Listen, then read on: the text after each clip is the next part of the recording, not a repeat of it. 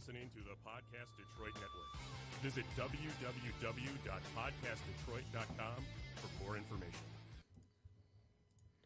Oh, man, we have so much to get into this week. The TLC setup is getting bigger and bigger, and Raw's ratings are getting smaller and smaller. Did SmackDown Live step up to the plate? Do we have a brand new best heel in the company? Is Bane signed to the WWE? All that and more this week as we... Don't forget Dynamite. Oh, yeah.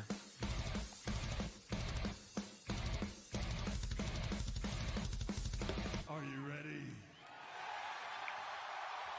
No! I said, are you ready?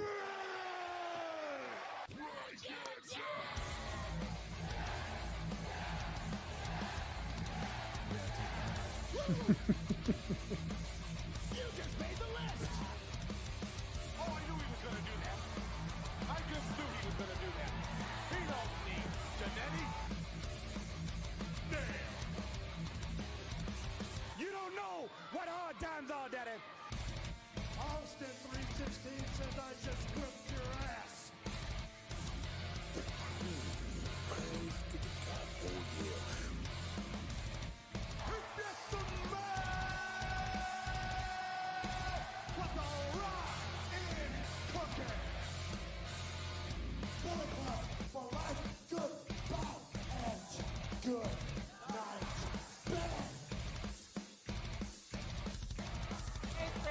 They got the answers. I changed the questions. Oh, it's true. It's damn true. Ladies and gentlemen, you are listening to the most inappropriate pro wrestling show in the motherfucking world. You are listening to Breaking Down the Ring. We are your ring crew. Big Ball Smitty. Master of the Marty Kick, Orlando. Back in the house. Just Z. And me, the almighty one, Mikey himself. Ladies and gentlemen, and You're more than just Z to me. I'm the new Z. The old Z is dead. oh, old Z and new Z. So there's a bunch to talk about this week in wrestling, but the number one thing that we want to talk about right off the bat is the passing of Dynamite Kid, Thomas Billington. He passed away today on his 60th birthday. He was born, was his birthday? like literally born 60 years ago today. That's what I was reading. I think it was his 60th birthday when I brought it up. Yeah, December 5th, 1958, and he passed away December 5th, 2018. Do we do our own little 10-bell salute? Yeah, we can. Got bells and Go shit. ahead, Z. You like ringing a bell.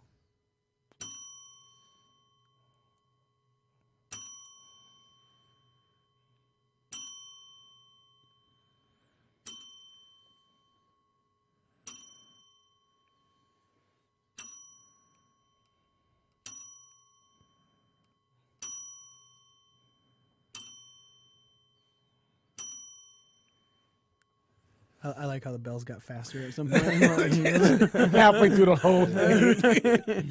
It was like, Fuck this shit. 5, 6, 7, 8, 9. It's like, this is taking so goddamn long. Fuck this. Oh, fuck it. Yeah, so man, Dynamite Kid, huge career. As a matter of fact, Orlando, you have praised Dynamite Kid more than anyone else on this show, I believe. Yeah. Well, yeah, I mean, to me, he's the innovator of the modern style.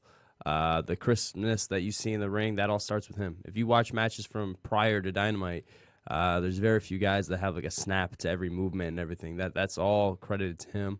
He's an innovator in terms of how small he was. You know, most small guys back then were looked at as like enhancement talent. He's the first guy to come around and like, hey, look at the super juniors, look at the light heavyweights. And nowadays, now it doesn't even almost matter. Now guys like AJ Styles and all these people wouldn't be here if it wasn't for Dynamite. Mm-hmm. Whether they realize that or not, and to me, he's always in the ring. He's probably he's probably changed the game in the ring as much as Flair or Michaels or any of those guys. I think he's one of the top 5 guys that has influenced the in-ring style of today. So he's made a huge difference in that regard. Also, I mean, he's just fucking terrific. His work is incredible. him and Tiger Mask, the matches still live up to this day. You can watch them right now, and they will be on par with anything you watch on 205 Live or anywhere else.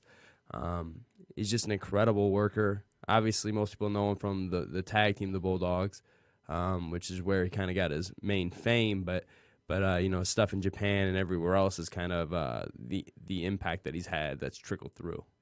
A bigger legend than he's probably made out to be, for sure. Smitty, anything about him from you? He's like, I remember the British Bulldogs as a kid, and just those two just being like complete badasses. Like outside of LOD and the Heart Foundation, those were the guys that I liked. And I really thought that he would have went further than Davey Boy Smith. I thought he had more charisma than Davey Boy. Oh, I mean, well, he was 10 times better than Davey Boy. But, if you read Pure Dynamite, which is his biography, it's incredible. First off, he's very dislikable as a human being. So he's a dick. Yeah, no, very dislikable. Kind of a bully. Fucked with the Rougeaus a lot and stuff. And kind of a bully. Not very likable. Doesn't like a lot of people in return. So he kind of sabotaged his own career, but it's sad. It's sad the way that he goes out because, I remember they did there's like an independent documentary about him a couple years ago that came out that was like crowdfunded. And these documentaries, people were trying to tell him like what a big influence he is on the wrestling business, and like he has no clue. Like he had no clue that he had influenced anybody. Really? Yeah, like he has no, because he doesn't, he's not like open to the world or anything. He's like really closed off. And I think he had lost his legs and stuff too at the end. He was in a wheelchair. Yeah. So it's really sad to see the way his life had turned out and him not even knowing, what a positive impact he's had on people. But just a crazy individual outside the ring. But still, I think his legacy in the ring is what he's going to be most remembered for. It's just a crazy, one of those really interesting characters in wrestling. And pick up Pure Dynamite if you get the chance, because it talks about him taking horse steroids, and he tells all these crazy fucking stories. He's a fucking lunatic. Nah, he really is. And A real lunatic. It's one of my favorite wrestling books I've ever read. It's on par with anything that Jericho's written or Foley's written, just because it's just him telling honest stories. And you can appreciate the honesty, even if he is the most dislikable human being you might have ever read about. Right. Z, what about you? I remember watching them as a kid, both in the tag team and little singles match here and there. And I was always, as a kid, I would get lost in his matches because they were so good. Orlando, basically said it all, but he was so crisp in the ring. Like, it was hard not to watch him and deny his talent. So, as a kid, he definitely grabbed my attention. He's definitely one of the reasons I started watching wrestling in the first place. So, yeah.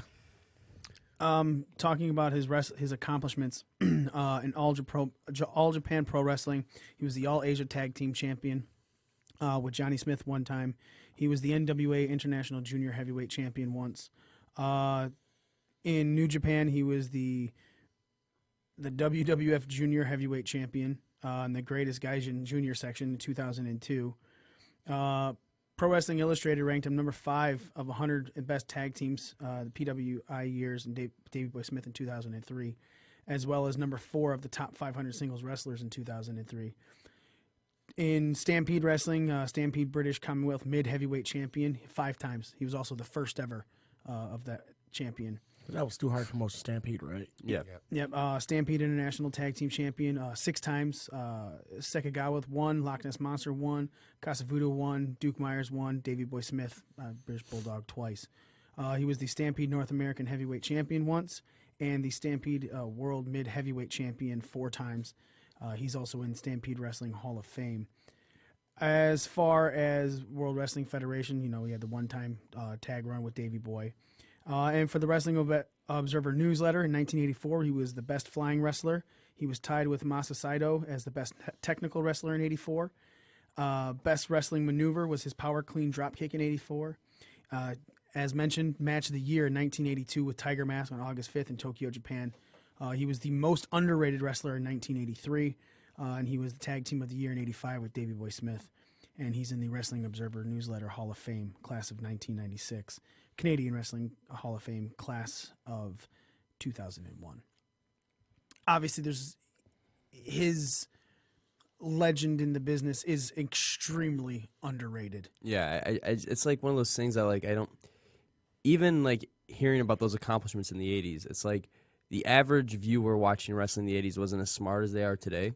So they probably like that's more of like an inside award for him. You know what I mean? Where like insiders appreciated it, but the outsiders watching were just like, "Oh, he's good," but you know, they don't realize how good and how much of an impact he's really had. Like I'm telling you, so every time you watch a suplex and you see somebody snap with something, that's Dynamite. Like that's his influence. Like that was not a thing. Go watch wrestling from the 60s. There was no snap to things. Guys were kind of unorthodox, and they moved. Today's modern movement, the way like we think John Cena sucked or whatever for years because he doesn't move the way that everyone moves, which is the way that Dynamite moved. Yeah. So everything's like traced back to him. He's had such a humongous influence that people don't even realize. But just in terms of personal matches, obviously him and Tiger Mask, the Bulldogs versus the Rougeaus, the Bulldogs versus the Hart Foundation, the Bulldogs versus the Killer Bees. All those matches are great. You can also watch the Wrestling Classic, him and Macho in the main event of this little tournament they did. It's a great match. It was a short little match, but it's great. All this stuff in Japan is worth checking out because he got to work a different style over there, which he liked, according to, to his book and stuff. Right. Again, it's a sad way that he goes out because he goes out kind of being remembered as a piece of shit outside the ring, and kind of not knowing his own legacy. So it's sad the way that he goes out. He died on his fucking birthday. Yeah, I don't know. I don't value birthdays that much. So to me, as a grown man, I don't really care about that. I don't know, man. It's interesting. I think I like interesting, and I think it's a good way to close more than it's being a sad situation, because like if you're basically going out the exact time you came in. It's to me it's a situation like that. You're going where you came, huh? Not the way you came. That'd be horrible. You're going where the day your you mom came. told you where these come from. The stork went and came and got him. The stork went and got him. You That went, goddamn stork. You went the day you came. You're gone the day you came, pretty much. What I would say. We just got a case of Marcus Mo. The defender of love's back, Smitty's gay, yeah, and it's okay. Tell him gay whenever Orlando's here now. No, it's all the time. We just bring it up when Orlando's here. Yeah, because I always got your back. Yeah, he's your defender of your love. Duh. But yeah, no, Dynamite, man, he was awesome. And again, like I said, even now, I don't see like a lot of fans posting a bunch of shit, but all my social media is just filled with insiders and guys in the business because we understand from a different perspective how important he was. Are there any stories that you've seen on your social media that stuck out that you're like, holy shit, that's pretty sweet? No, I mean, there's no individual stories about him because, like I said, he's been very reclusive and kind of secluded to himself.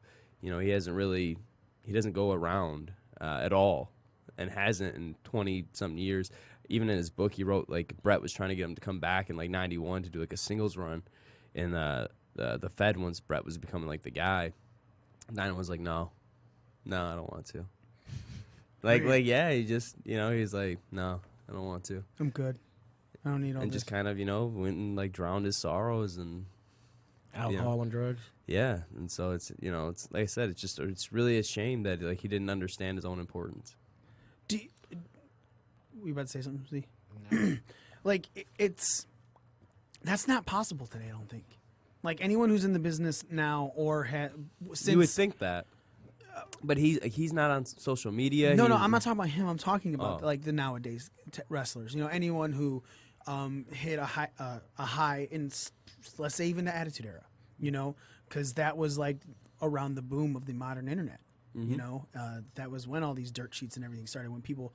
especially even more so now where these wrestlers are consistently pushing themselves and doing things on social media, Becky Lynch, Charlotte, and Ronda, the way the Young Bucks and the Revival have interacted this week. It's it's a situation to where it's probably really difficult to avoid your own legacy. But from the era he came in and the way he just wanted to live his life, regardless if people thought he was an asshole, he was a recluse. He was basically a wrestling hermit. He's like, I was out there, I'm done. I'm going to just sit back here and I don't need to worry about what anyone else thinks. And he probably thought that mainly because of how people perceived him and probably talked to him face to face. Yeah. You know? Well, I mean, and like I said, he was definitely a little crazy. Anyways, I remember after the Chris Benoit tragedy, obviously Chris Benoit's biggest influence is Dynamite. And Yeah. if you go watch Dynamite, you'll be like, wow, Chris Benoit took everything from Dynamite. You know?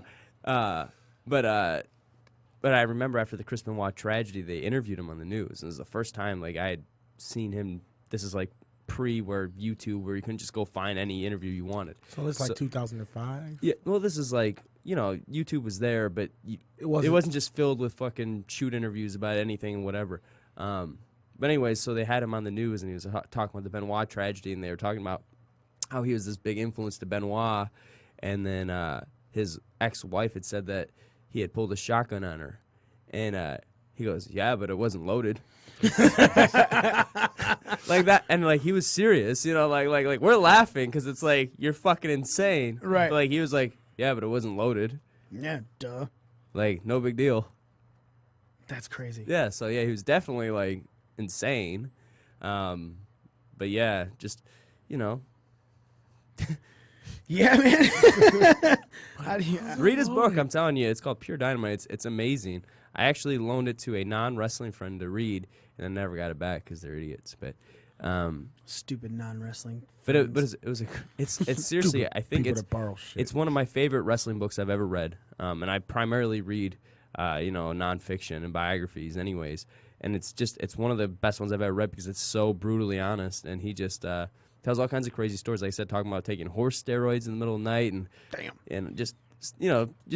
was insane. He was an insane human being, and so it's obviously wrestling's filled with its insane human beings, but he's right up there. Like it's a good read, and like I said, go watch his matches if you want to learn about his legacy and stuff. But if you want to read about the man, it's just as interesting.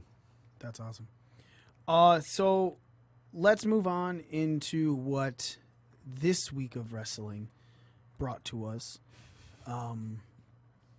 Raw happened again, and okay, so last week I buried the shit out of Raw. A lot of things that I talked about were the continuity levels of it, like how Dana Brooke was automatically a heel out of nowhere when just the day before on the WWE Network she was tagging with Sasha and Bayley. Just a lot of things that just didn't make any sense, like how those three heels came together out of nowhere because of the end of a Survivor Series match. Like it was just really weird, the continuity. And man, did Raw keep up their shitty continuity this week. It was another horrible show. I will not say it was as bad as last week because it was really difficult, but the ratings say it is the lowest watched Raw in history. Not one episode of Raw ever has gotten this low of a rating. It drew in 2.285 million viewers, which is down 3.5% from last week's 2.369 million viewers. And just like it's really funny. So last week, the ratings dropped 19-point-something%, which was number 7 all time from first hour to last hour. This one didn't drop that much because the first hour was the second lowest of it. It was 2.262 million viewers the first hour, 2.399 million the viewers the second hour, and 2.196 million viewers the third hour. Again, lowest in history. We don't really have to talk much about the ratings because we're going to talk a lot about Raw in itself. So this Raw set out like it was going to start with a match, something that Orlando and us have all, mainly Orlando, just talk about with like the formula for Raw. It's always a promo to kick off and then shoots into matches. Match. Yeah. Or not even a match until like they just do something in the next segment or the third segment. This one was supposed to start off with a match. It was supposed to start off as Nia Jax and Tamina versus Ronda Rousey and Natalya. Well, the Riot Squad came out and beat up Natalya again, and Tamina and Nia Jax proceeded to beat up Ronda Rousey. Raw did not start out well. And it continued through. It was Sasha and Bayley were then put back on the fucking in the ring as open forum to where they answered more questions this time. And as girls ran down again, the females that are Alexa Bliss's cohorts, minus Dana Brooke, who's just brand new, Alexa stopped them, said, "No, that's not how this is gonna go. We're gonna have a tag match right now." And Sasha and Bayley beat Mickie James and Alicia Fox, and she buried Dana too. She was like, "Dana, if you want, you sit out here. It don't matter. You don't matter. So you go ahead and sit out here. Hope you have fun." And it was just standing non-partisan on the side while the heels lost. Yeah, she didn't interfere or anything, did she? No, it's weird. It's really weird because they were her friends the week before, 2 weeks before. Literally, they're fucking cohorts. Yeah. Lucha House Party is in the ring again, and now the Revival come back out. And Dawson starts talking about how they're just sick of these 3-on-2 matches. This Lucha House Party rules, just not fair, so on and so forth. Scott Dawson is going to teach Lucha House Party how to wrestle in a traditional one-on-one singles match. JoJo then says, "And this match will be conducted under Lucha House Party rules. All 3 members will be able to compete." Like, not even Wilder could compete. Like, it was literally 3 on Dawson. And Nice babyface move. so the fucking commentators are talking about how fun you. it is and how great it is that these 3 guys are able to wrestle. Not all of them. Corey Graves as the heel commentator is saying how unfucking fair this is. Oh, the Revival shouldn't have to deal with this over and over and over again. Blah, blah, blah, blah. Renee's like, "Oh my God, yeah, you're right. No, you're wrong. This is amazing. This is fun." Michael Cole's like, blah, blah, blah, blah, blah, blah, blah, blah, blah, Michael Cole. It's fine. Again, just defending the faces. The faces number game. 3-on-1 handicap. Yeah. Like, it's okay. And the fact they went over, too, was... It's a 3-on-1 match. They better have gone over. As a Right. matter of fact, the problem is with it, why didn't they go over sooner? It's 3-on-1. How do you look strong when you have a 3-on-1 match that you can't even fucking win right off the bat? Up next was the Drew McIntyre Appreciation Night. Get off his dick. Smitty wants a spot. Got Roman left. Hey, and you you better watch already what you found say. out Marcus Dick is was listening. Right, yeah. Maybe you're going to call him Drew Marcus Tire. Oh, Did you come up with that all on your own? I come up with everything on my own, sir. It's very single. There's no writers on this show. Yeah. There are writers. It'd be way worse. And you could tell week to week there'd be no continuity. But, God damn it, Defender of Love keeps your Marcus Right. mouth in check. That's right. Week to week, it is continuitized. I got your back. Yeah. Marcus has your front and other parts. Yeah. And Pretty much everything else. And that's how Smitty got his AIDS. But not as bad as yours. So they show the package for Drew McIntyre, and Dolph Ziggler comes out and he goes, I brought you to the main roster. I wasn't in this. We've been running buddies for a while now, running rickshaw around this whole place, and I don't hear any mention about me. And Drew goes, well, you sucked. You thought you were the brains, but I was the brains and the brawn and all of this. Ziggler then gets a quick one in on McIntyre, runs away, goes up the ramp all pissed off, and Baron says, oh, no, that's fucking not happening. You're going to have a match with Drew McIntyre right now. And so he had a match with Drew McIntyre. And Finn Balor comes down to help our face Dolph Ziggler. Oh, man. One of the weirdest face turns. By hitting a drop kick, I believe it was a drop kick on the outside. McIntyre rolled back in the ring. Ziggler hit the zigzag. And 1, 2, 3, Ziggler got the pin over Drew McIntyre. His first official loss on Monday Night Raw. Yeah, we'll go into all this. Next was the Elias and Lashley segment where Elias was in the ring and Lashley comes out with his hype man, Leo Rush. Lashley, look at his ass. Look at his Can we just ass. go 1 week without Lashley putting his ass on Look camera? at his ass. Fucking Smitty's like, I gotta work Right. out. Marcus is gonna fucking leave Right. me for that ass. Smitty gets jealous of other black men's bottoms. On TV so much. I'm just really uncomfortable with Bobby Lashley bent over on camera every week. Right. You like to do it in private. With him. Right. And so it makes sense. Elias comes up and he's, beaten up with Lashley, and then Leo Rush is taken out by Finn Balor again. All of a sudden comes out, helps Elias. So Elias gets the better of Lashley and fucking blasts his guitar all over Leo Rush's back, similar to how Marcus blasts his shit all over Smitty's back. Oh, no. Okay, so this is what we're doing tonight. Got it. I'm in. He was waiting on that one, actually. Actually, I wasn't. It was till I read over Leo Rush's back. I was like, oh, I could totally make this a gay joke for Smitty too. Earlier, Baron Corbin, Bobby Roode and Chad Gable said, we want another match for the tag titles because Drake Maverick peed all over my robe last week and it distracted me. Corbin goes, no, you lost. Simple as that. He goes, but you can have your shot at it if you beat Drake Maverick, Bobby. The only caveat to this is Chad Gable and AOP are not allowed at ringside. It's a one-on-one match straight up. And if you didn't think that was a bunch of bullshit, you're fucking stupid. So, Bobby Roode is getting over on Drake Maverick in the ring, and all of a sudden it cuts to the back again. AOP beating the shit out of Chad Gable, to which Baron Corbin breaks up and says, I announced this is now a 3-on-2 match, so AOP go down to the ring, and it's basically a 3-on-1 match. Oh, by the way, commentators aren't happy with this being a 3-on-1 That was the match. one thing I was super pissed about. Oh my God, it's so bad that Baron Corbin's abusing his power, and there's this it's a handicap match. Son of a bitch, this is not fair. How can they just let this happen? Oh my God, oh my God, oh my God. AOP wins.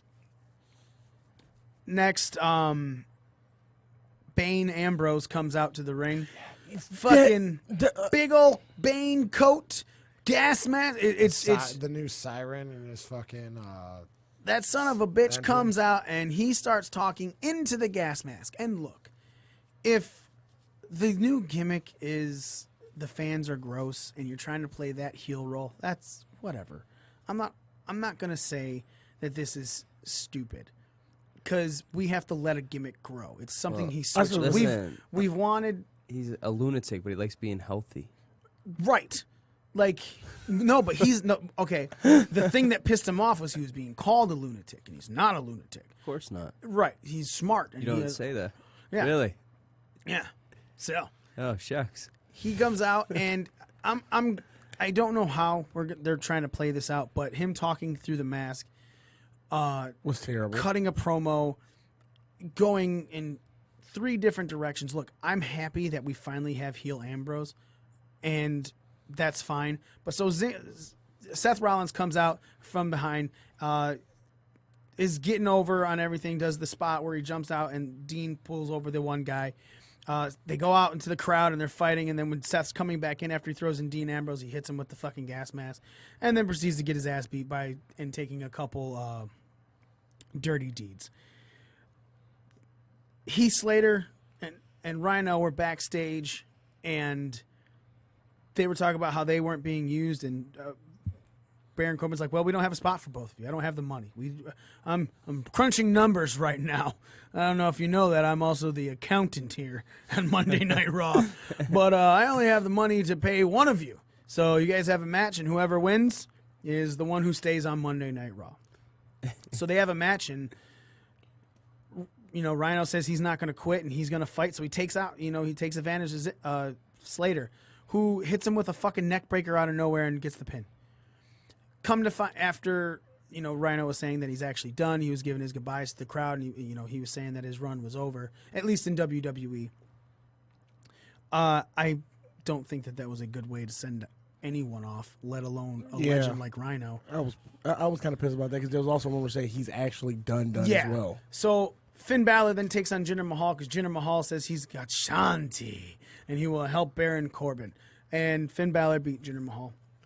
Making Heath Slater the only successful member of 3MB that night.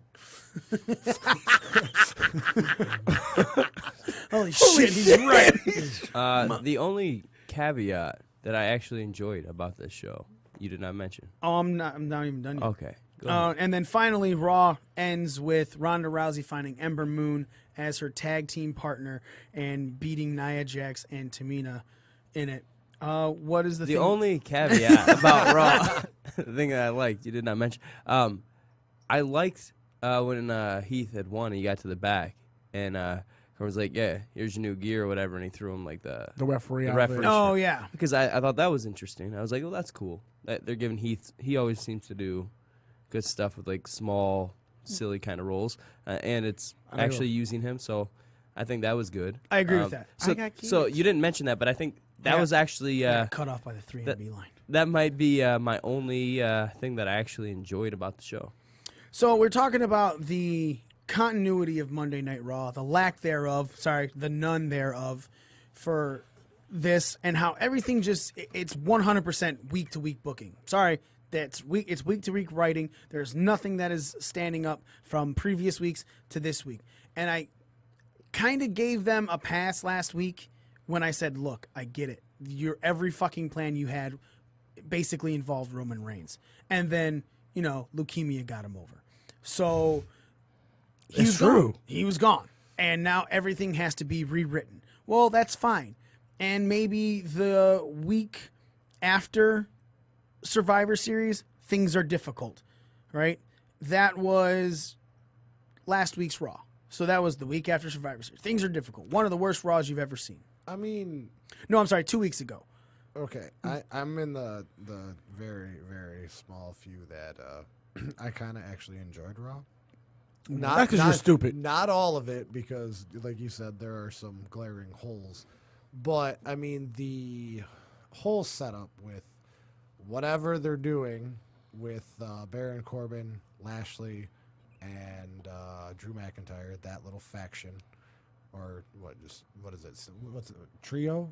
Is that the proper name for it? Sure, I don't give a shit. Well, looking at me like I no, but like, isn't Forest Stable 5? We discuss as none of us know. Okay. Yeah. We discuss as not one of us knows. All right, good talk. With that said, it's also setting up this weird alliance between Finn Balor And Elias.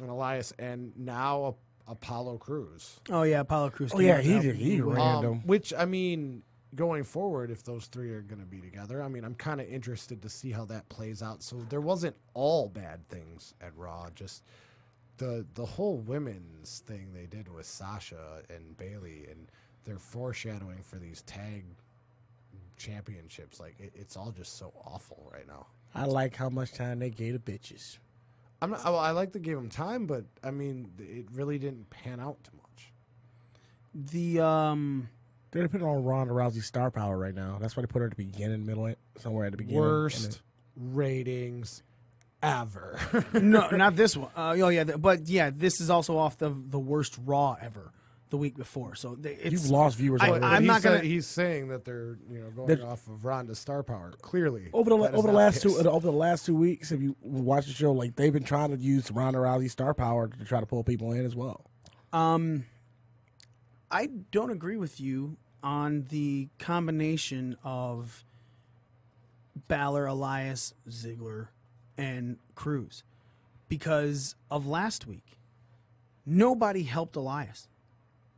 Got his ass beat. Right, 3-on-1.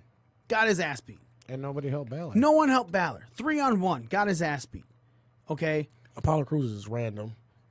Finn Balor proceeded to come out and help Elias and Ziggler. Okay? But Apollo Crews helped Balor? Like, it's ridiculous. It makes no fucking... Like, look... If you're going to... I get that Elias was helped because he was taking on Lashley, and Lashley beat up Balor. And I get that Ziggler was helped because he was taking on McIntyre, and McIntyre's been going after him. But for no one to help Balor, neither of them to help Balor in his match with Jinder, right? Or even come to his defense backstage when he caught the attack from McIntyre And Corbin. is what is McIntyre. fucking it up. All right, and I would agree with you, except for they haven't explained it yet. They haven't explained why Apollo was out there. If there's some kind of backstory as to why he came out and helped, and that's kind of what they're building on going forward, I mean, then you can judge. You're it. putting too much thought. Yeah, you into put it. too much thought in it. Not even WWE writer puts that much thought into this shit. No. Here's why. He's babyface. Well, The right. end. Like, the what babyface end. what babyface do we have on the roster? They've been Got- slowly trying to build him, even though it hasn't really worked yet. And over the last month or two, after burying him for 2 years, So go out there and help Finn to get over. yeah. So I think like that's the idea. But there's no backstory. I promise you. Well, that's what I mean. Like if going forward, if it's just that, then yes, it is dumb. But if there is a backstory and it builds to something, it's a completely different story. It'll build to something. I mean, yeah, but they're there's gonna no backstory. They're gonna try and give it a backstory next week. It doesn't mean there's anything there to build upon. And again, having Cruz come out when Balor hasn't helped Cruz. Cruz hasn't been involved. Cruz ain't been doing shit on TV for the last few weeks. I mean, besides Java no, Help. he came out and did something. What did he? Did Well, he? for the last month or two, it seemed like they were trying to push him. Right? They've been giving him Who, actual was matches. he taking on Jinder?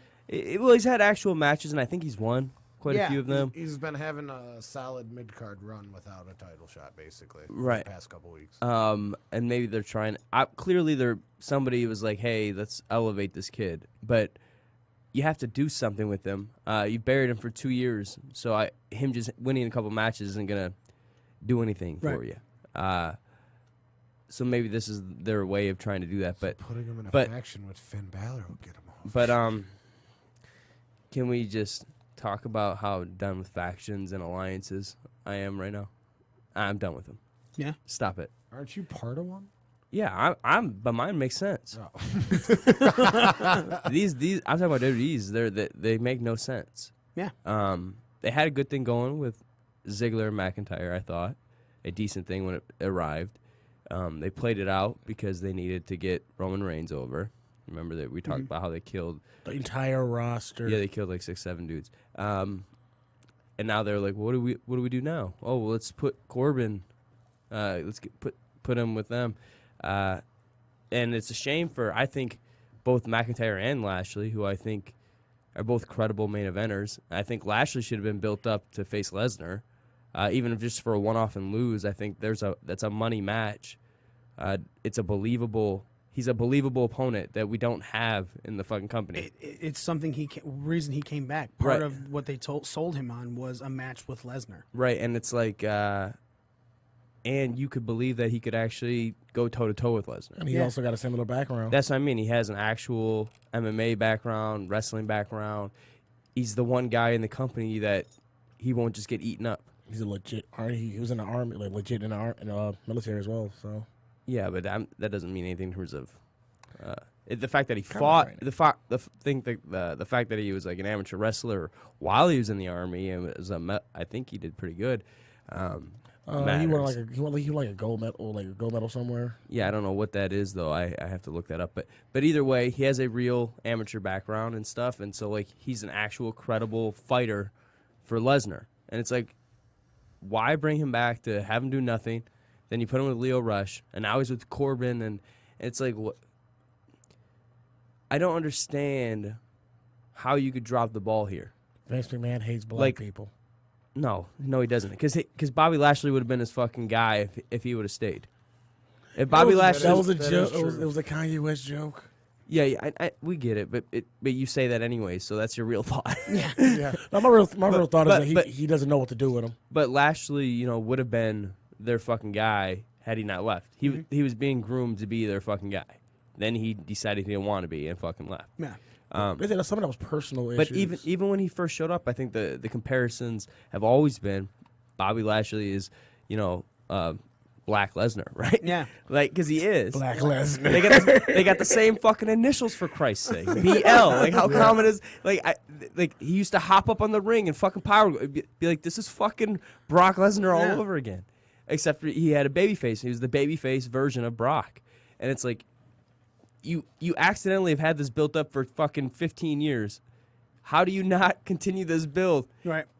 No. And it writes itself. It's just, they're so stupid, man. Like, I don't understand the route they're taking. Like, do they think this is what's going to be what elevates?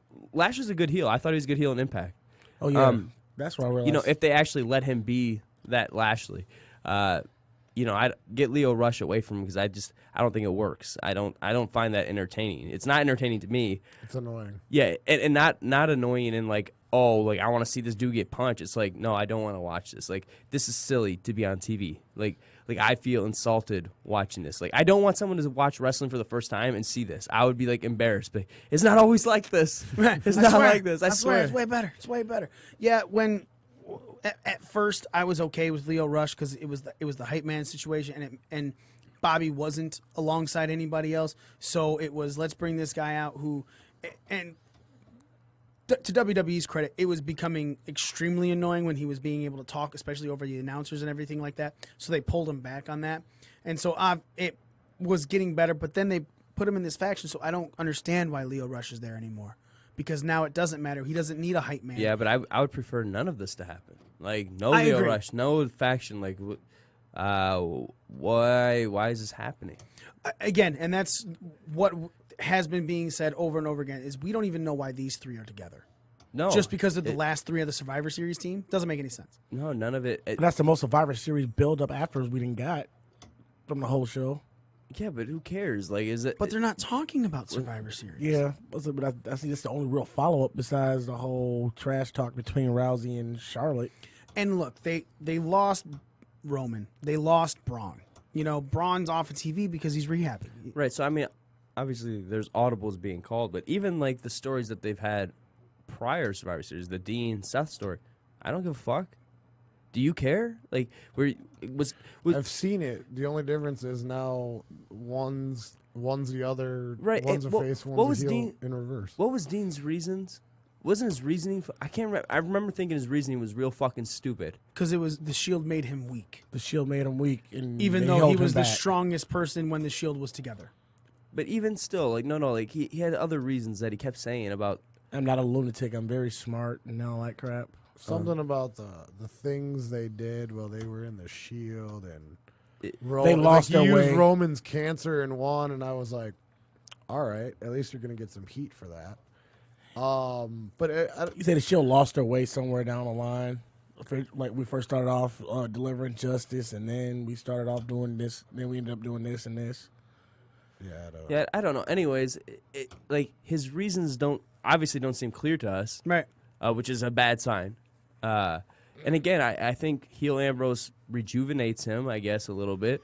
But at the same time, him in a gas mask is terrible. If they want to do that fucking like entourage type thing, like with Like gas Sami masks, like Callihan? that's fine. But like he should not have one. It's stupid looking. He looks silly. Like Kind of like Sami Callihan with OVE when he first started. I understand, but like this is I'm just saying this looks stupid. Like this on my TV, somebody screenshotted and sent it to me because I wasn't even watching, and I was like, why? And I was like, is it any good? And they were like, no. And I watched and I was like, no, this is bad. Like this is not good. Like who's coming up with these fucking shit ideas? It's like shit idea after shit idea. Like the inoculate, he was getting all those shots last week, and he's like, I can't stand disease and the disease that is involved in the WWE universe. So look, I'll even get him coming out with the gas mask if that's what they're trying to play. But to speak with the gas mask, But even still, like it's such a departure from his character, like the character that they've tried to build. Like I've never bought into it, the lunatic fringe bullshit. Right. But they've tried to build this fucking character, and now he's worried about diseases. Like, well, again, so you turn on the Shield, but at the same time, all of a sudden you're worried about being sick. Like this. But you have to it's so remember that obnoxious. he's trying to get away from the lunatic things. Like even when he first I came get back, that. So it's some sort of departure. But tell me why, at the same time, his character development two things we know about him. He disliked being in the Shield, and now all of a sudden he hates sickness and disease. He didn't hate it before. Right. So all these other years, he had nothing against it. All of a sudden Tommy now, Dreamer. right, all of a sudden he must have got a case of fucking gangrene or something, and boy comes back and is all terrified of sickness. What? What the fuck are we talking about So here? on the WWE 24 of him, is it 24? The Chronicle. It was Chronicle. What he spoke about a lot is how he took care of his body, and then all of a sudden, his body gave up on him. And he goes, it was one of the worst things. It was something he was so angry about, how no matter what he did for his body, it gave out on him. He was the workhorse. He was able to go, but his body gave out on him, and it was something that he was upset about because of stuff that he couldn't control. So if you want to partially pull that, okay, but you have aren't to put. we now putting in story pieces for him? But that's what I'm saying, and that's what I'm saying. If you're gonna go with that, that's fine. But something about him has to say this on national television rather than in a fucking Chronicle on the WWE Network, where you obviously don't even pay attention to your biggest things, i.e. NXT. You know, Lars Sullivan and stuff coming in, like, you know, it's like they try to get away from their NXT characters from some NXT people when they bring them up, but we're supposed to buy the Chronicle version of Dean Ambrose coming in. Like, again, it just, if any part of the doctor office promo or the ring promo with the gas mask off said anything about my body gave up on me because of you, so I have to save myself from your disgustingness. But we're trying to find logic, Right. and what logic they did not have. But and that's what I'm saying. But if that would have happened, then all of a sudden all this shit makes sense. Right, for the same straws as he was with that Balor Cruz faction. Right. But that's the thing. We're playing this what if game. We're like, well, if this happens, and if that happens, and if they had done. The bottom line is none of this is happening. No, I agree with you. So we're back to the point A, and the point A is this is fucking stupid. And this is what I was thinking when I'm watching. I go, okay, he's wearing a gas mask. I said, this can work. I've seen guys do stupid things. But one of you guys is a giant Jericho mark, right? I know all you guys are, but one of you guys is a giant Jericho mark. Okay, so if Jericho had wore a gas mask, I guarantee you he would have gave a reason that would have made fucking perfect sense. I guarantee you. Even if he just wanted to bag on the city. Right, even if it was just for that fucking night or if he wanted it to be there would be a fucking reason for it. Because everybody understands if you're going to fucking do something like that, have a fucking reason. Yeah. Well, just like Jericho's had a reason for a clipboard, a scarf, a That's what I'm light-up saying. jacket. I mean, the word "stupid idiot." That's what I mean. Like, so you can find anything and get it over if you give us a fucking reason. But Right. but if you come out there and you're just wearing it because you don't want to get sick all of a sudden, You know what this reminds me of? Okay, so what the fuck are we talking about? remember how Eric Bischoff said that when he first interviewed for WWE an announcer job, they gave him a broom. And they're like, sell the broom. You know? And that's exactly what you're saying. There has to be a selling point to this gimmick. But he's not selling the gimmick. And that's why it doesn't fucking make sense. No, it does not make sense. Yeah. And I don't know if it's his idea or the office's idea, but even if it's the office but, idea. yeah, like you said, it's the Dusty Rhodes thing. They give you fucking polka dots. You better fucking find a way to get it over. Yeah. And he's not doing No, it. And no. if Vince McMahon was so hard up about a fucking broom for his announcers, why is he allowing one of his top stars, one of the guys who works harder than when he's healthy, like you said, Dean Ambrose was the workhorse of the division. He worked more dates than anyone 2 straight years. I think it was 15 and 16. Worked more dates, wrestled more matches than anybody in that company. He was the workhorse. So Until he if got hurt. he is this big deal for you, such a top guy, why are you sending him out there with less than the work that you told people who were just interviewing for an announcer job? I feel like and this is just coming to me now, especially with Vince selling 22 million more in stocks, right? I feel like he's so kind of involved in this XFL thing that it pulled him away from WWE. But the problem is he's still trying to do WWE and still trying to run it to where if he just Let Paul do it. or dude, fucking anybody. Because if you're not fully invested in your own product, in this specific fucking thing, If you're not invested in it yourself, how are you expecting anyone else to be invested? I've talked about it before. I don't think they care if we're necessarily invested because we still spend money on it and he's still making a profit until profits actually start to go down. I mean, like, plummet. Like, not just a little bit, like the stock falls a little bit, but like until it starts to fucking plummet, he has nothing to worry about because he makes money in spite of whatever they put out. So the product is so secondary. We talk about the product because that's what we are watching because we're not benefiting in our wallet one way or the other. But he cares about money because it's a business. You know, at the end of the day, we're worried about the entertainment aspect, whether or not it entertained us and whether or not it made sense. But it's a business to him. So until it affects wallets and things like that, until it really starts to plummet, there's going to be no directional change because there's no need business-wise. Right. And that's what truly guides the decisions. The Attitude Era got good because it was affecting their business. Their business was about to close. Wow. It was get better or fucking die off. Yeah. Well, now they're fine. So it doesn't matter what shit they put out. There's the juggernaut. Yeah. So it's just it's sad because the product is dog shit and they have talent. You can't deny that they have a talented roster. Probably one of the most talented rosters they've had ever. You know, I'm biased. I think there's been better rosters, but it's a better roster than they've had in 10 years. Yes. And they have guys that are at least in their character itself is over with the crowd. Like people understand Finn Balor, like they understand the lunatic fringe or whatever that they try to present, and you can critique all of it, but those are more over than the half vanilla generic guys that they had 10 years ago in 2008, 2009. They're mid-carders and stuff like and they're over enough. But it's sad because they have nothing for them. Like there's nothing, or at least nothing logical for them. And they don't know how to, wrestling to me is simple. Booking's the easiest part. I don't understand how they're getting so far away from it. And audibles happen all the time, and maybe that's just the indie wrestling to me.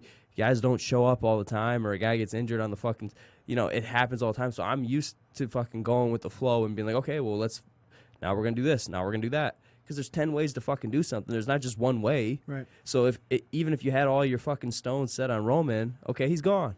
Okay, now we're going to set it all on Braun. Oh, he's gone. Well, guess what? You still got fucking Drew. You still got fucking Lashley. You still got Elias who's getting over as fuck. You got Seth Rollins if you want to build around the fucking in-ring guy. You have all these fucking pieces right at your disposal, and you're still presenting shit. Yeah. So what is your fucking excuse? You don't have one. It's just garbage. It's just a garbage product, and they don't care. Because they make money anyways. Sorry, I know this is a tyrant, but it makes no fuck or tirade, but it makes no fucking sense, man.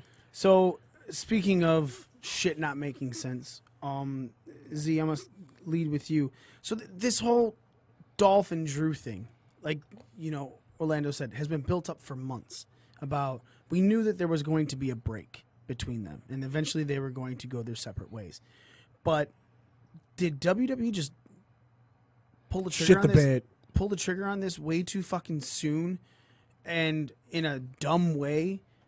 Because to me, I thought it did, but that's obviously just my opinion. When you saw him come out and start with the "Where Was I At" and begin the "What About Me," I get it 100%, but then the match, especially where Ziggler just goes over,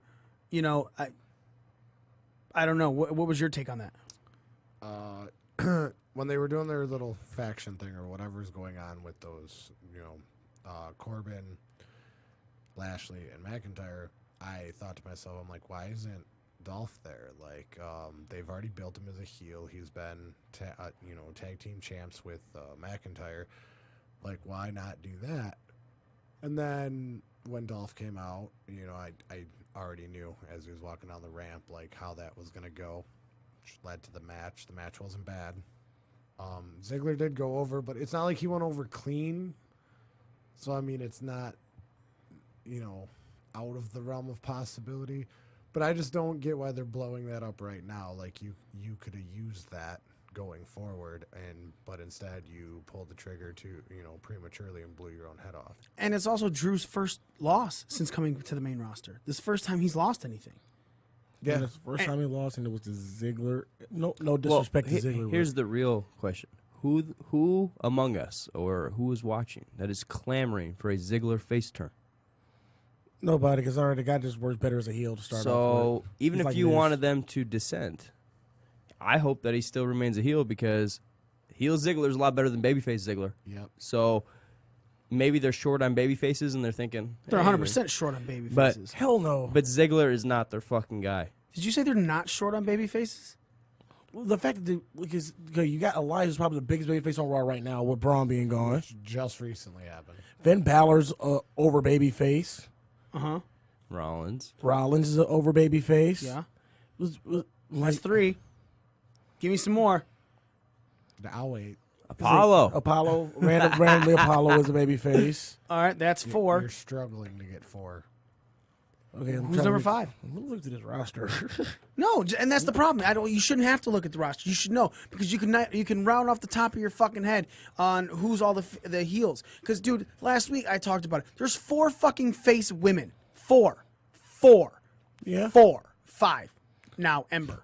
No, So Ember. now 5. Ember's Because I don't think I counted, but it's Natty, Ronda, Sasha. Ember, Sasha, Bailey. Every other woman on that roster, Dana, Tamina, Nia, Alexa, Mickey, Alicia.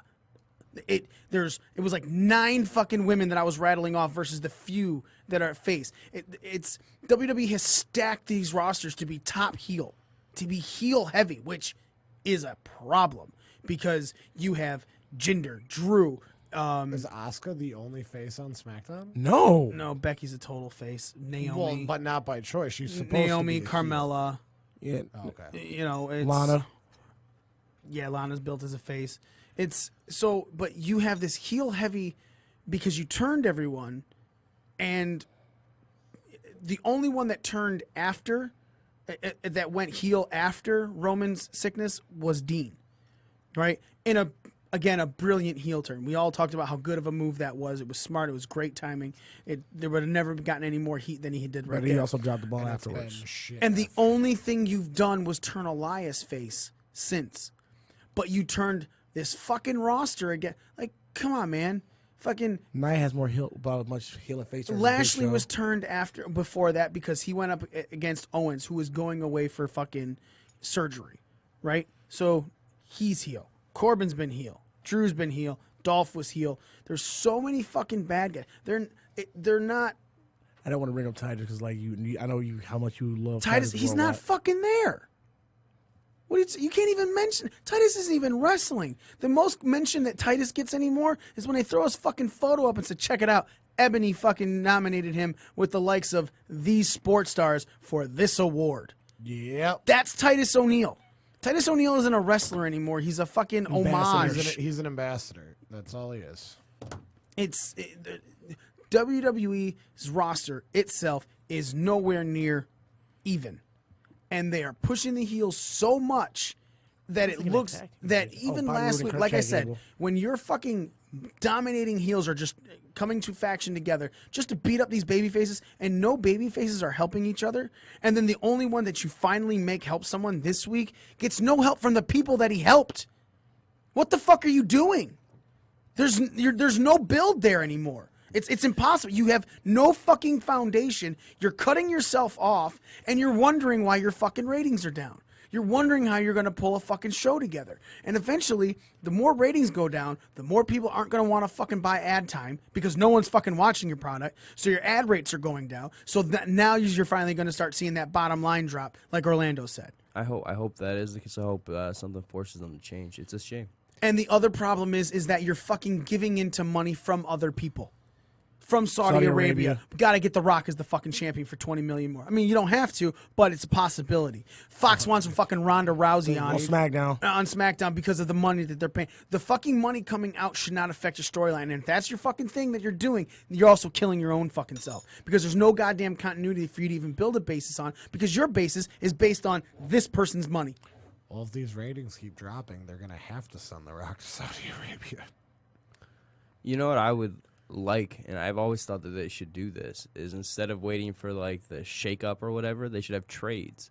Because they don't do any They used to do trades that. anymore. Yeah, I think like wouldn't that be nice? All of a sudden, there's a fucking trade to rejuvenate something when you got a guy injured or something. Now, hey, you got a new fucking babyface here, a new fucking guy over here. Ta-da! Yep. We just fucking fixed your problem for you. It's something simple that wouldn't even take fucking any giant leap of fucking booking.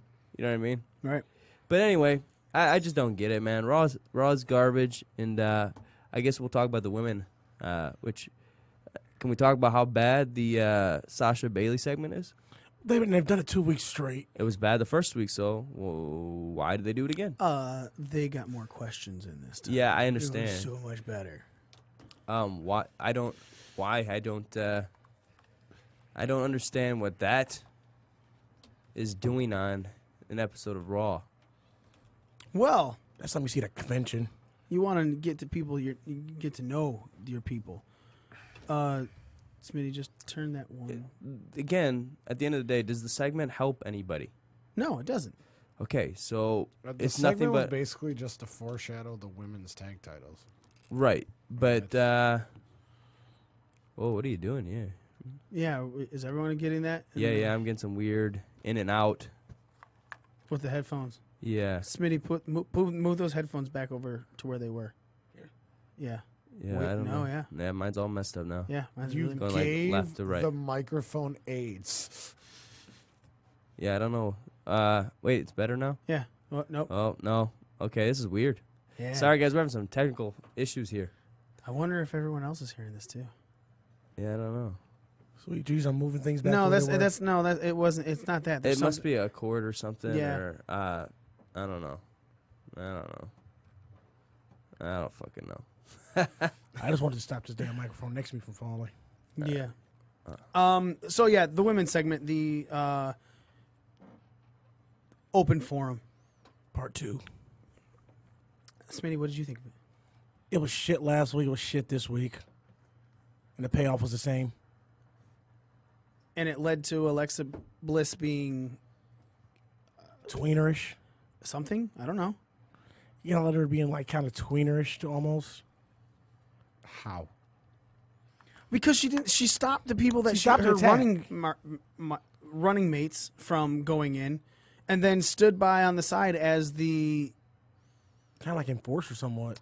I don't know. It was weird. But she's in a administrative role now, so I mean, technically, just show of good faith. You know, you tell them to stop, but then they're going to have a tag team match against the two. I mean, I don't see it as her being kind of a tweener. I see it as her like stepping into an administrative role.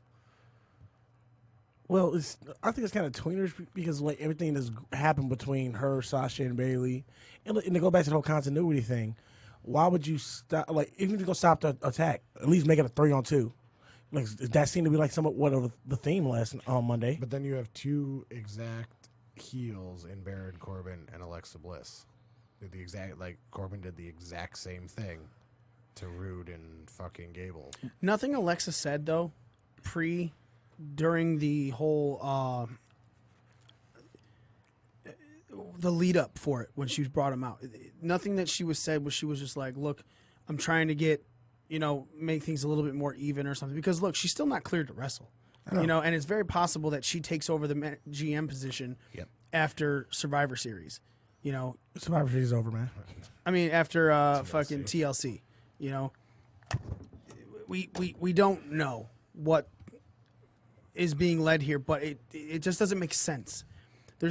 That's the thing. It's week to week booking.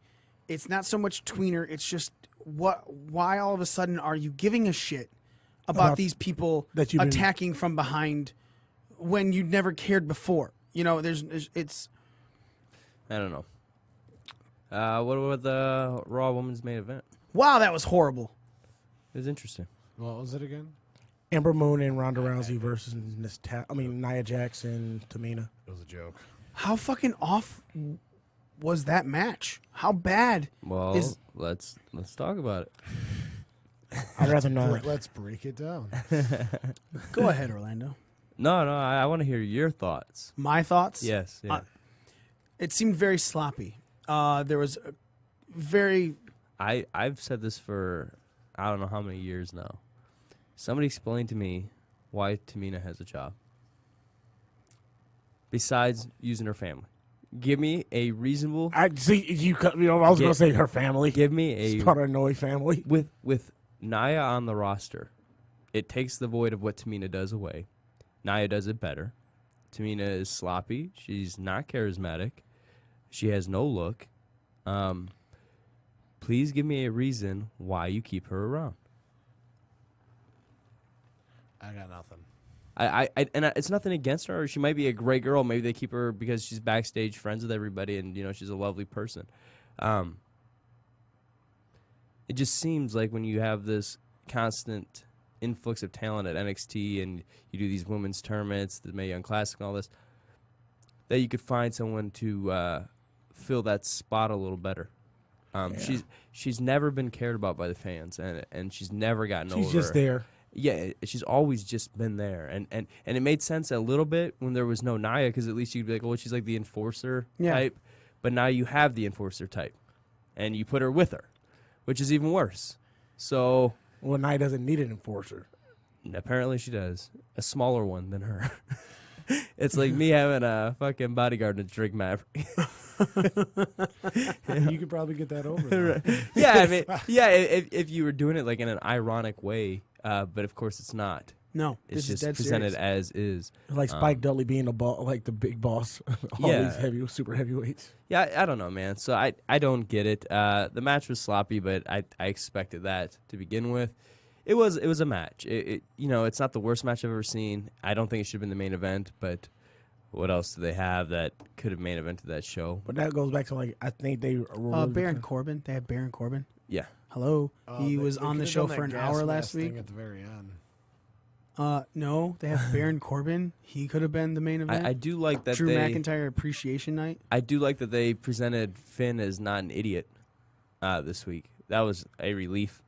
Was it last week or the week before where he said, I know you're going to interfere or something, right? Yeah. And then they interfere and he's like shocked. What? It was like, dude, you cut a promo an hour ago saying you knew this was going to happen. Yeah. And you made no preparation. Right, like, yet you're still in shock when it happens. What? Like, it's like at the very least you should not have been shocked. You should have been like prepared, and then it backfired on you. But it was like, no, you told us that you knew about it, and then you still sold like a complete surprise. So at least at this point, they didn't make him look dumb. They made everybody else look dumb. No, it was inconsistent and stuff, but But I don't know if everybody looked dumb. But it just looked, a couple weeks ago, he looked like the biggest idiot I've ever seen. The way they booked it, and at least now it was like, okay, he's not an idiot. Yeah. It's just me. It was just funny. Like Jinder Mahal just had one of the. I had a 6-month run as a WWE champion. As soon as he goes to Raw, he's back to his jobber ways, pretty much. I was just thinking about that last night watching Raw. Like, wow, he was like literally less than a year ago. He was WWE champion for 6 whole months, and then now, as soon as he gets shipped off to Raw, and if he's not a dominant, well, I don't know if you saw Survivor Series. Raw is the more dominant brand, so I mean, it's a lot harder. He's a big fish in a little pond over there on the blue brand. Yeah, now he's just a fish. Right now, he's just a regular old fish. In a regular old ocean. Like, son of a bitch, everyone's bigger here. But yeah, that was Raw, huh? Raw was great. Raw was... It happened.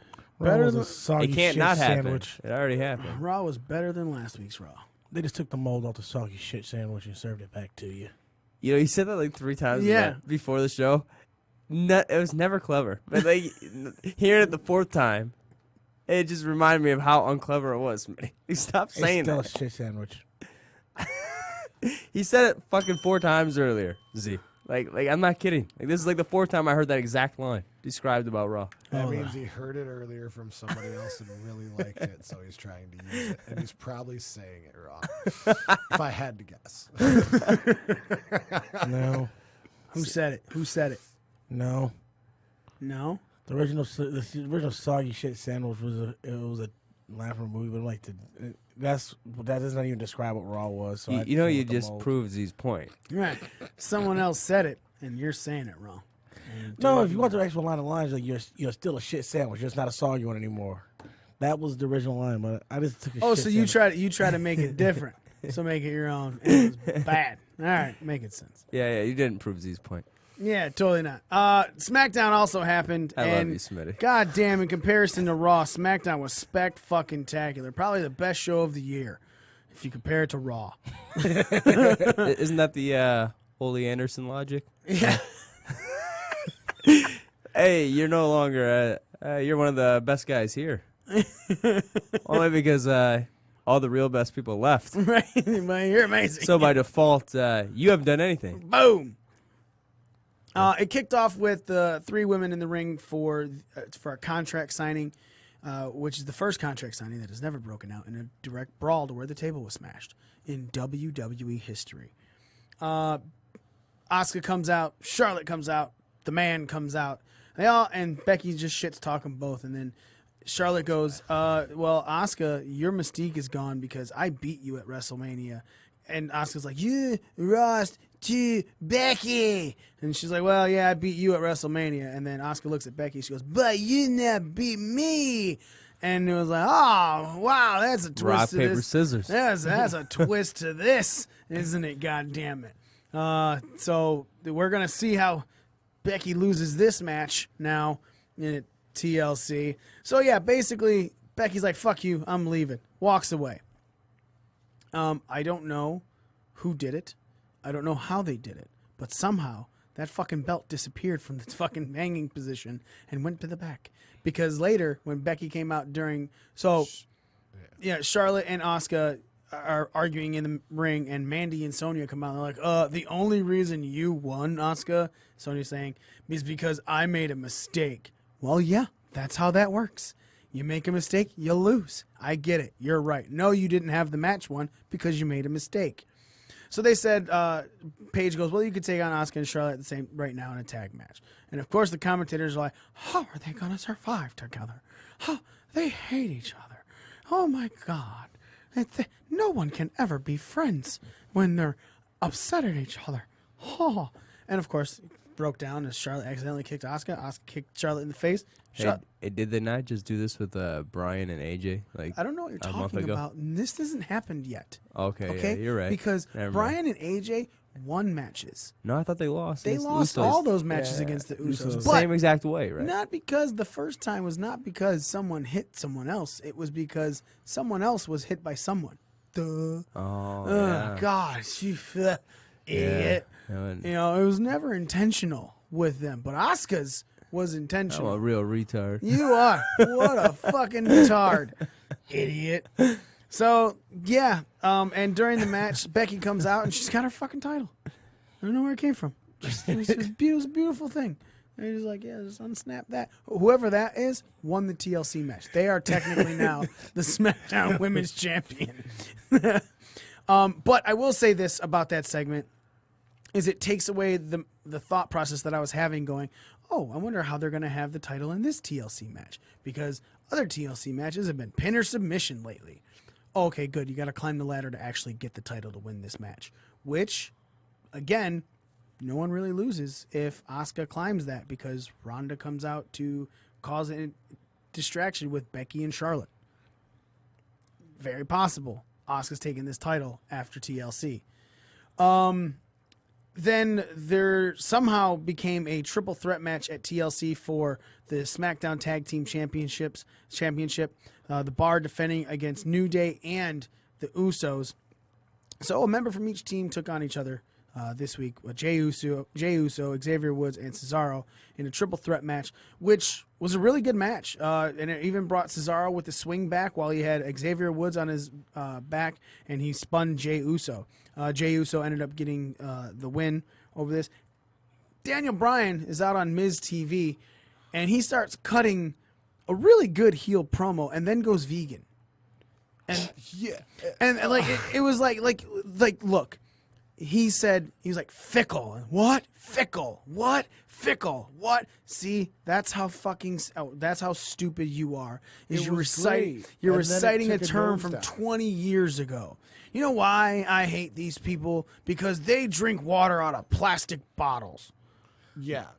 Oh, he went even hipster. even the Miz made the face like, "Oh my god, I can't believe you just said that." He just went super and hipster. then out of nowhere, he's heel Captain Planet.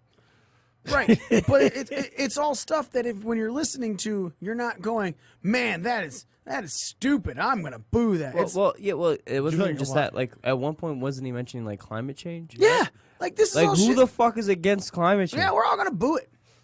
Boo, yeah, climate change, boo. It's fake. Yeah, boo. Global warming is a myth. This shit's not real. Look at my sign. Have you not seen Fahrenheit 9? What is it? Fahrenheit 9/11. Yeah. Or With the Al Gore, with the Al Gore Man Bear documentary. Pig. Yeah, Man Bear Pig's real too. Yeah, of course. Inconvenient Truth, I believe. That was the name of it. So then AJ comes out and Brian throws Miz at him, and then Miz hits the skull crushing finale and stuff. So then it sets up a match for later in the night, Miz versus AJ Styles in the main event. Well, for some reason we need to see Jeff Hardy fight Randy Orton again, so they did that. The difference was while Jeff Hardy has Randy on the Spanish on the announce table, the English announce table, and he's gonna hit a elbow drop or a swantons from the inside, turnbuckle of the ring, Samoa Joe comes on the screen. And man, I love Samoa Joe. And he's in a bar. And he's offering people alcohol. Because Jeff knows all about alcohol. And then he really cuts the Captain Planet promo. Where he's like, oh, 1 or 2 of these is good for a night out with your friends. But don't have 14 because it could be a bad night for you. Basically calling out Jeff Hardy's even most recent stuff with The alcohol. DUI. It Yeah. reminded me a lot of the Jericho CM Punk thing. Yeah. And the CM Punk Hardy thing. Jeff Hardy thing, yeah. That too. So then he cuts, the PSA at the end of it. And, of course, Randy hits the RKO and he beats Jeff Hardy. Then AJ Styles versus The Miz. Well, Daniel Bryan comes out and goes on commentary and cuts phenomenal shit, again, on commentary. Like, more spectacular lines that even while sometimes he did say, Byron, I hate you because you drink from that fucking plastic water bottle, but it wasn't what he was saying in the ring. It was just heel Daniel Bryan. And it's very possible that Daniel Bryan might be the best heel in WWE right now. I feel like his promo, minus the Captain climate Planet. change shit that went awkward that someone threw in there for some reason. The things that he was saying were beautifully said, and everything gets heat and everything was. And the way he played into the crowd on those what chants right before he ripped their hearts out, Right. it was great. But it was that and then into the other thing, and it had me lost. Like I couldn't. I even I texted our little group chat and I was like, he's doing some kind of Mankind, Damien Sandow, Captain Planet hippie shit. So super eco warrior. But like literally in that order, like it starts out as a great promo, and even on commentary, like you're saying, he would make these great lines, and it's like, ooh, I could really see why people would hate him.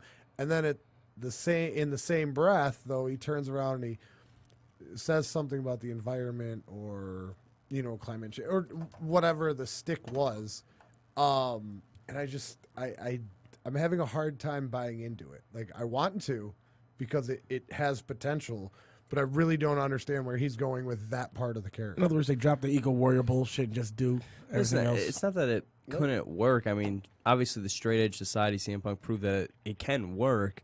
It's just he doesn't need it. Like he's already, him just being heel on the crowd is enough. Him doing that seems like less than what he was already doing. You know what I mean? It seemed like a step down from the promo he was already cutting. Yeah. So there's just no need. If you want to throw in like little quips, like during when he's doing commentary, like that's fine. But like don't make that like your fucking thing. Right. You know what I mean? Like you don't need that. You're above that. So you don't need that. Is my thing. Like he just doesn't need it. Right. Agreed.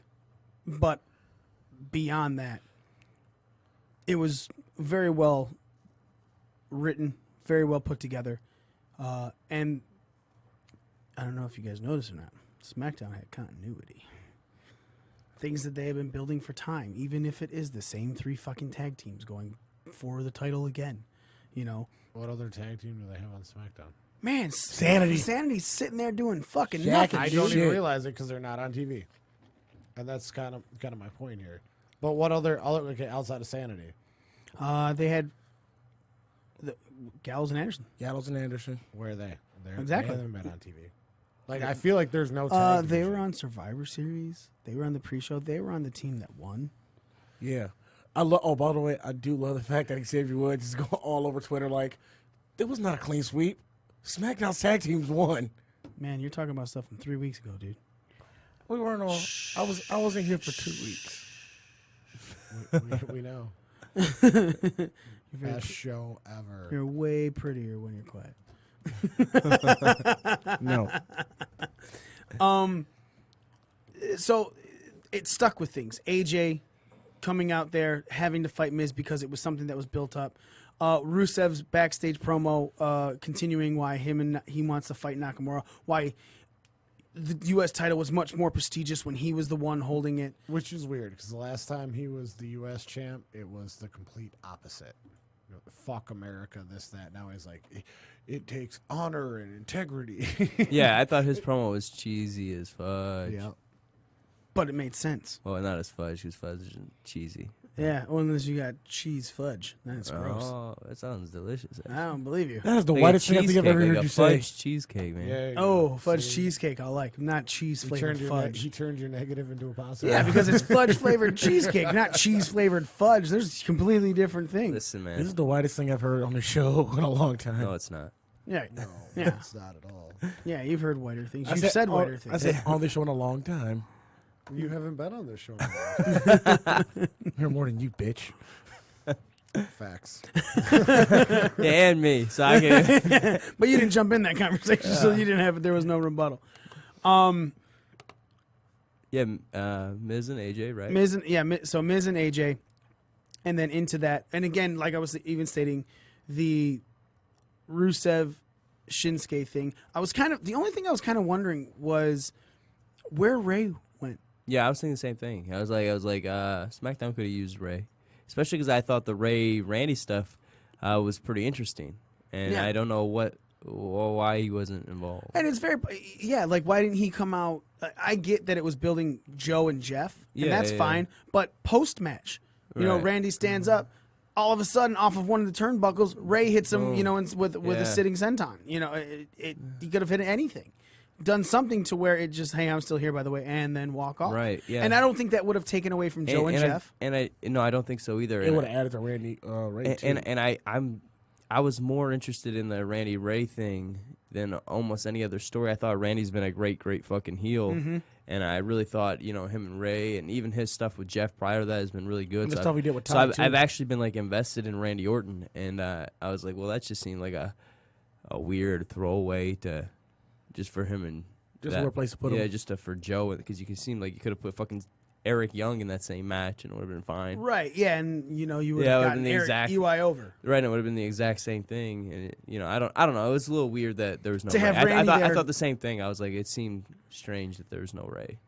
And I feel like that's But maybe he was busy or something, or maybe I don't know. Maybe there's some type of scheduling change. Yeah. I know Ray's also an ambassador as well as an in-ring performer in his contract right now. So Yeah, but could've he been could have had else. any scheduling conflict or anything. yeah.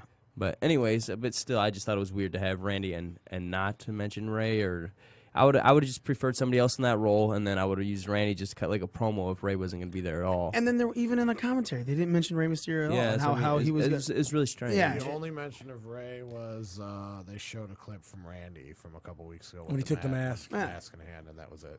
And he ripped that bitch off.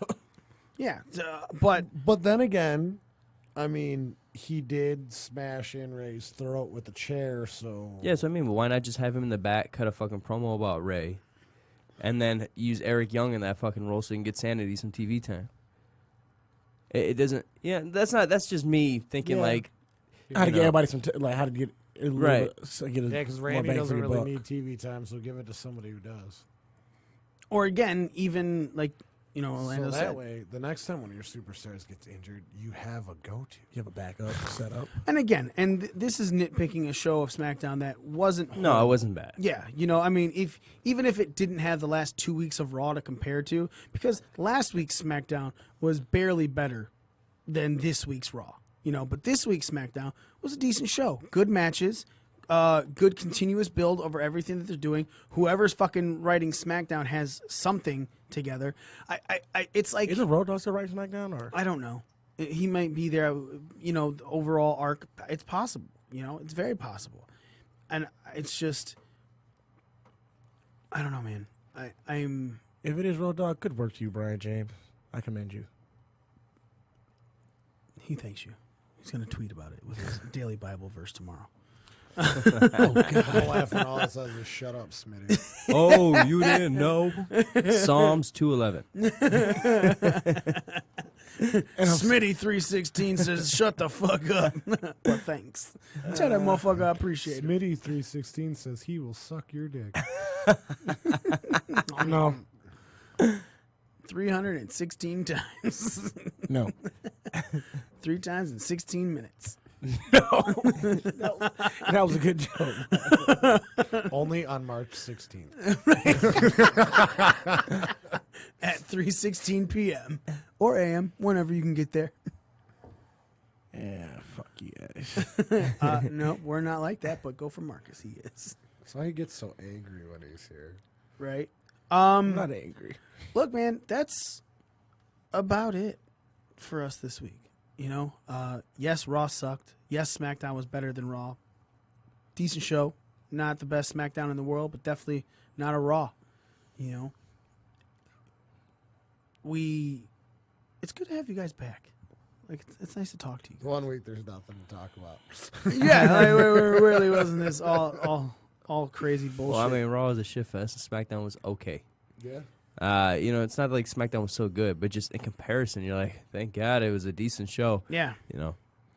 And look, you know, here's the thing. Raw definitely wasn't as bad as the week before. You know? No, it wasn't. Yeah, but it wasn't anywhere near better than the week before to where you could sit there and go, oh, thank God, this is better, you know? And that's the problem. Yes, you got less time, less than an hour of Baron Corbin on your TV this week than you, because last week was an hour of him.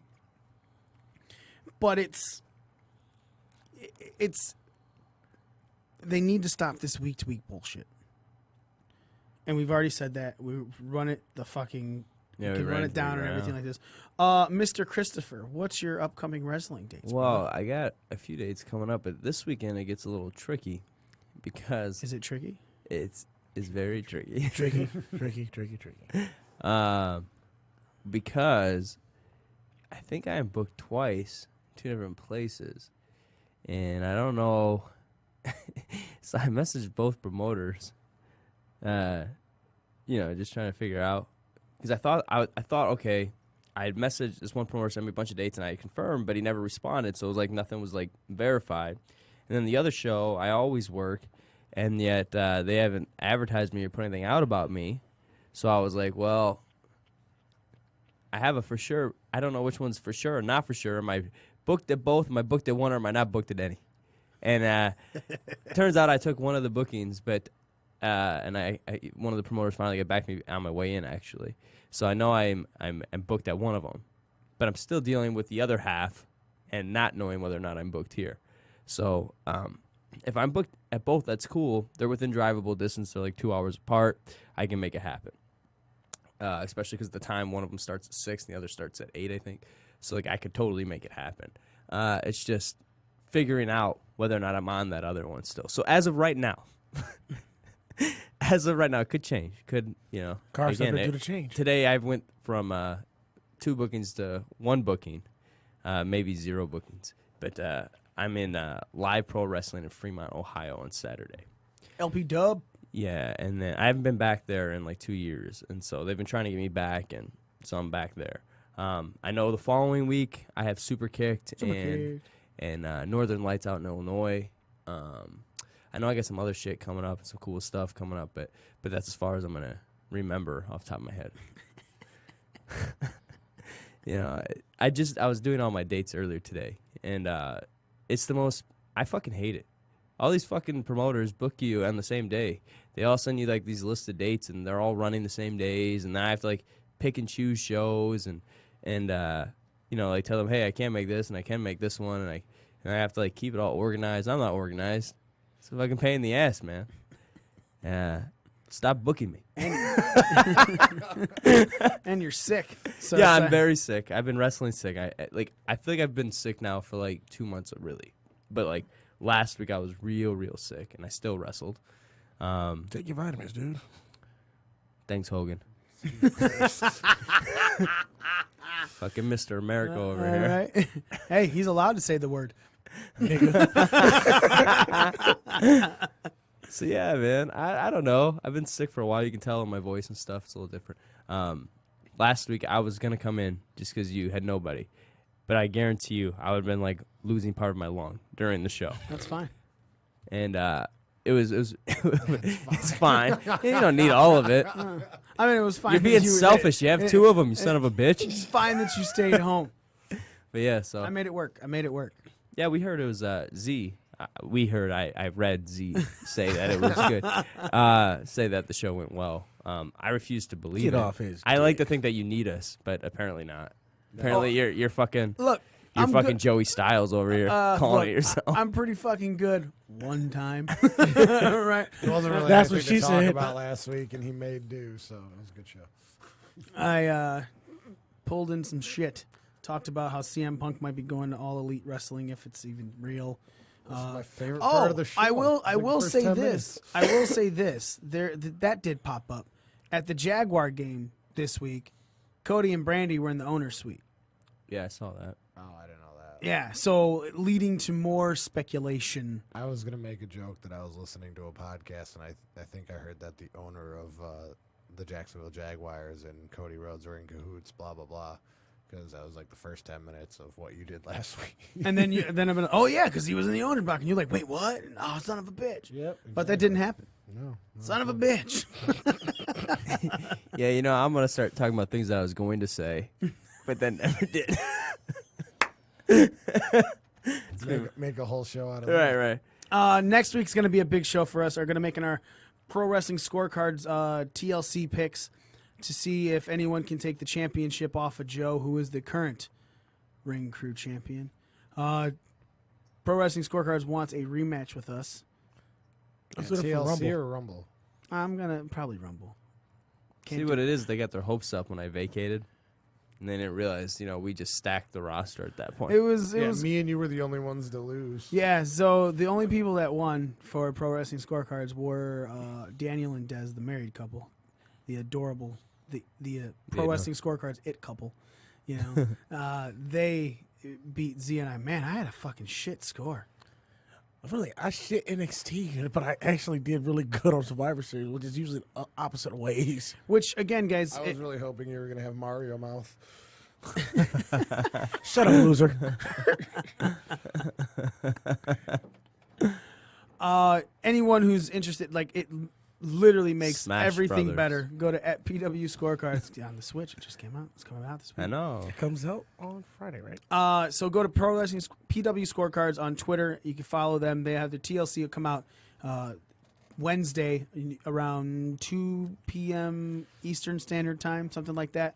And you can fill out your scorecard, and it will make any fucking WWE pay-per-view better, just in the competition aspect of it. Too bad they don't have one of those for Raw. Don't sell it like that, because some pay-per-views are just, you can't make them better. Backlash. I would like to disagree with that because some of those pay-per-views sucked ass, and because we were shit-talking each other, it got better. Okay, fair enough. Like, I'm not saying it makes the pay-per-view better. I'm saying it makes your experience with the pay-per-view better. It's not going to fix any wrestling on that show, but it sure as shit will fix your attitude about some things, and that's all Fuck that it, matters. Turn it into a drinking game. Be a good time. Oh, shot for every extra point you get. Ooh, let's play. No, I don't want to die. Make sure you follow us on Why? all... You're not going to get any extra points? I know you do. Make sure you're following us on all of our social media. Obviously, the Facebook, Twitter, Instagram, at BDRcast. But as anyone who is paying attention now, anyone who was paying attention the last couple weeks, we are now broadcasting every one of our shows live over Periscope. Smitty's saying hi. Wish to you would have told me before I wore this shirt. Just promote myself over here. Yeah, we'll really have like Accidentally 8 on of these. So, I mean, like, it's hard to not wear one. I'm surprised you have one with sleeves. Yeah, I know. I was wondering. If I you know, were I'm wearing like a Larry the sleeve Cable shirt. Guy. Peter done. With my own shirt on, though. But hey, man, you're gonna put yourself over. Put yourself over. No one else is. Accidentally on purpose. Right. So yeah, following us, you can follow our Periscope goes up live every Wednesday, 9:15 p.m. Eastern Standard Time. And then it goes up on our YouTube and Facebook the next day. Then, of course, the podcast hits iTunes, wherever you listen to your podcast, on Friday. So if you're subscribed to our podcast, you can listen live anytime at 9:15 p.m. Eastern Standard Time every Wednesday. If you're listening live or you missed anything, check out the podcast. Go to our YouTube. Just type in BDRcast for YouTube. You can find our channel. Subscribe. Make sure you like those videos. Make sure you show some love to us, the Ring Crew. That is it for us, though, this week. We thank you so much for watching. We are your Ring Crew. The owner of Mario, Smitty. Shouldn't you be against owning people? I want to know how it feels, bitch. Orlando. Z. And me, the almighty one himself. Ladies and gentlemen, thank you so much for listening. We are out.